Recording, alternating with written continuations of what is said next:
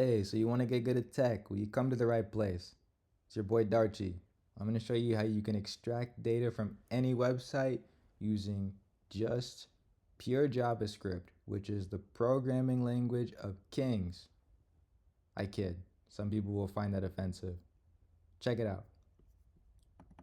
Right click, inspect, boom. What is this? Your browser's developer tools. What does that do? It shows you what's in your website on the web page. It's all of the raw data of the website made available to you in text form. What we're going to do is we're going to extract the data from just this particular column of this table that's being rendered. And how we do that is we go over to our handy dandy web console where we're able to write computer code to do just that. So, what do we need to do? We needed to right click, right? Select, inspect. Now we found the data. What I also needed to do was I needed to identify where on the web page to get the data from. Because I have an example, and I think of it like this.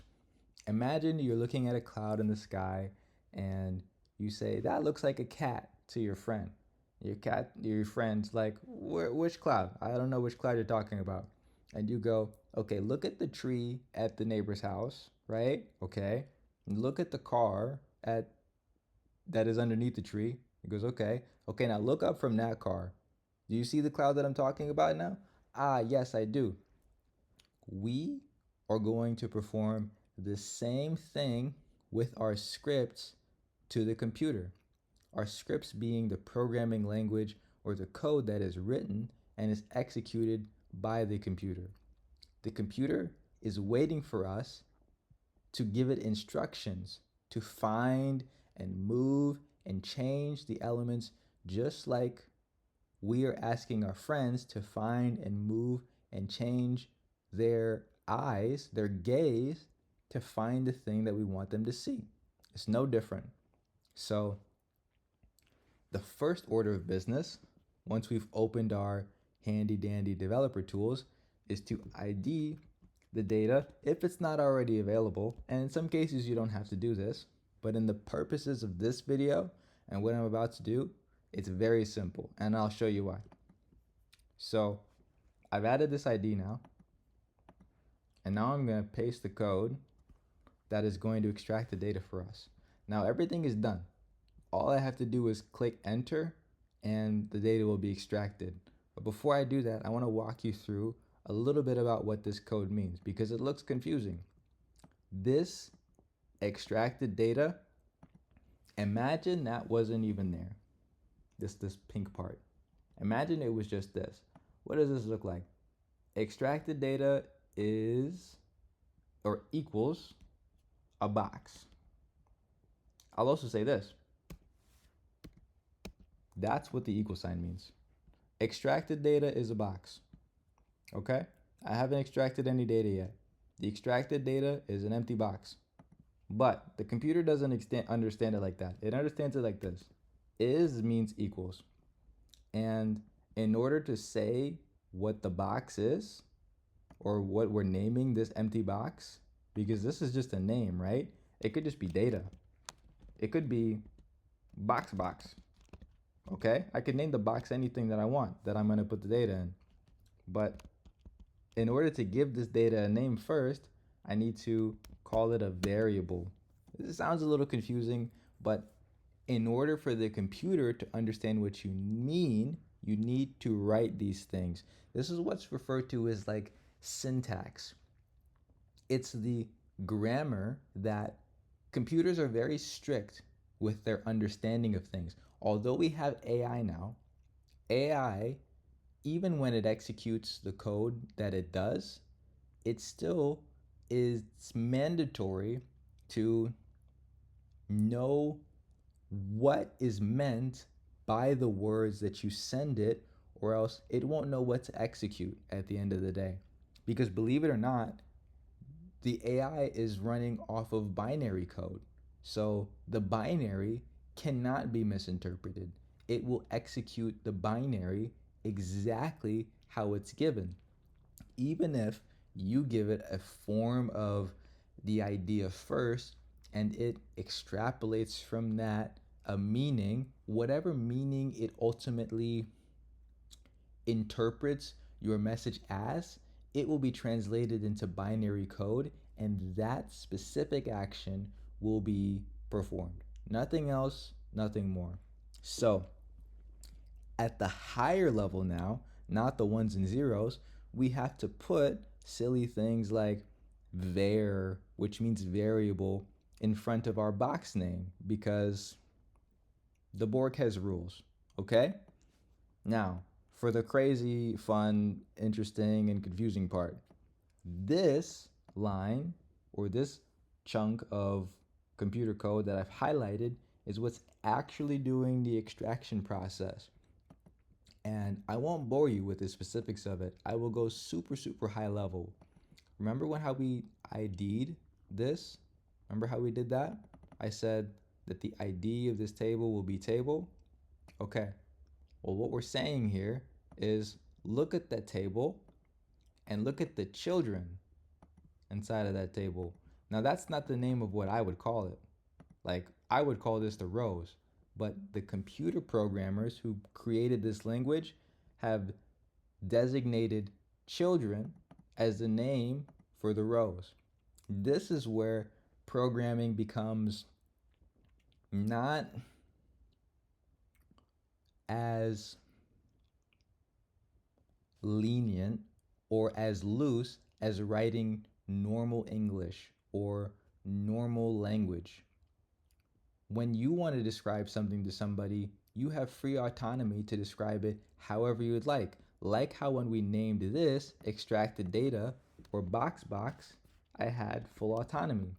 But as soon as I decided to create or to reference the children of this table, I could not call it the boxies. I have to refer to it as the children because programming languages do have such limitations. When you're writing computer code, there reaches a point where you have to follow some rules. And the rules in this case are you refer to this as the children, okay? But you don't need to understand any of this right now. That's what the later lessons and videos will be on.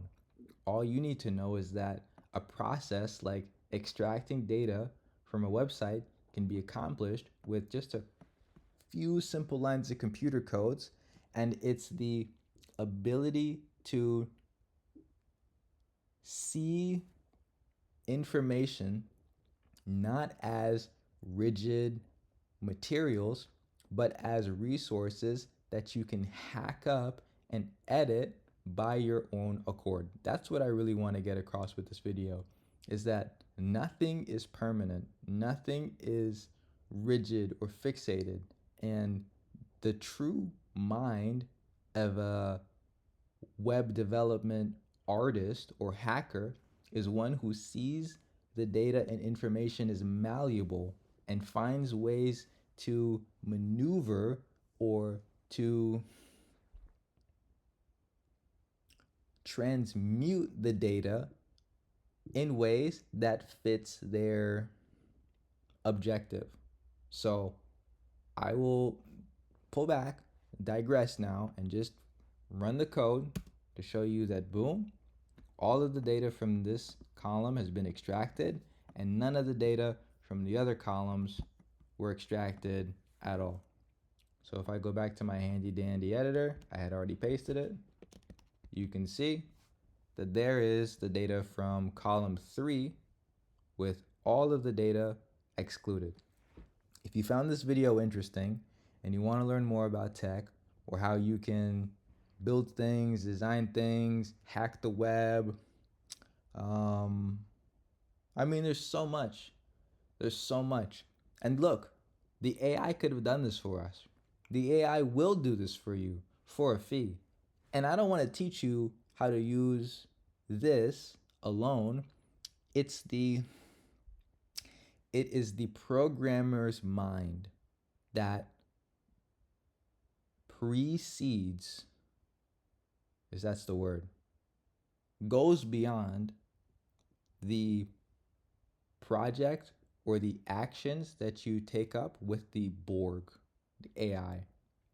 You may have a plethora of projects that come to you, but how you execute upon them, how you see the visions of them clearly, and how you work past the problems that will arise even when using AI and the Borg to supplement some of the hands on work, you will still need to have what I like to refer to as the Tony Stark in the cave mentality beyond the Jarvis in Iron Man's suit capability.